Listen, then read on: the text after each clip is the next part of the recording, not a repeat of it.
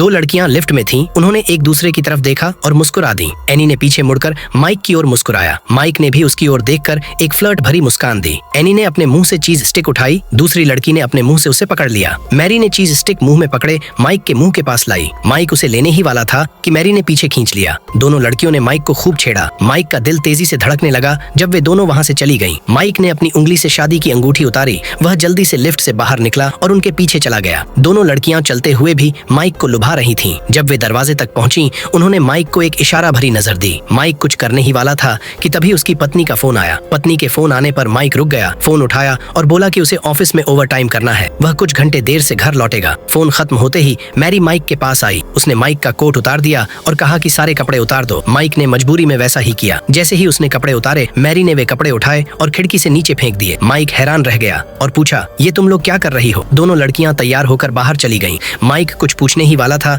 कि उन्होंने उसे कमरे से बाहर धकेल दिया और दरवाजा बंद कर दिया। माइक दरवाजे के पास चुपके से झांक रहा था, तभी एक सफाई कर्मी वहां आया। उसे माइक को देखकर झटका लगा और वह चिल्ला उठा। माइक ने जल्दी से सफाई कर्मी को समझाने की कोशिश की कि वह कोई विक्षिप्त आदमी नहीं है। बहुत समझाने के बाद सफाई कर्मी को उस पर भरोसा हो गया। उसने कहा कि माइक कूड़ेदान में छिप जाए। माइक के पास कोई और चारा नहीं था, उसने वैसा ही किया। सफाई कर्मी ने कूड़ेदान को धकेलकर लॉन्ड्री रूम में पहुंचा दिया। वहां महिला सफाई कर्मी ने वॉशिंग मशीन से उसके लिए कपड़े और एक जोड़ी जूते निकाले। माइक बहुत आभारी हुआ। वह जल्दी से कपड़े पहनकर बाहर आया। महिला सफाई कर्मी ने पूछा कि वह उसे कैसे धन्यवाद देगा। माइक ने उसके गाल पर एक चुंबन दिया। महिला को यह अच्छा लगा और उसने पूछा, क्या तुम अब चले जाओगे? उसने धीरे धीरे अपनी स्कर्ट ऊपर उठाई और माइक को फिर से लुभाया। अभी अभी धोखा खा चुका माइक खुद को रोक नहीं पाया और उसे बाहों में भर लिया। महिला बोली कि पास में एक कमरा है, वहाँ वे दोनों जा सकते हैं। माइक बेसब्र था, वह उसे कमरे में ले गया। वह महिला उसे मालिश करने लगी और माइक के कानों में फुसफुसाकर उसे उकसाने लगी। माइक बहुत आराम में था, चेहरे पर आनंद झलक रहा था। महिला ने उससे पूछा कि आज क्या क्या हुआ।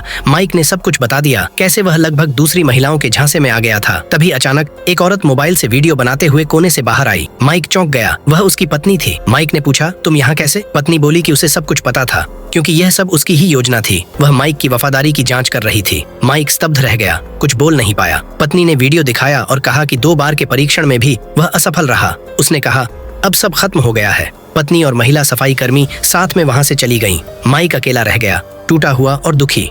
सारी बदकिस्मती और चिंताएं अब मिट गईं। सबक माइक को मिल चुका था।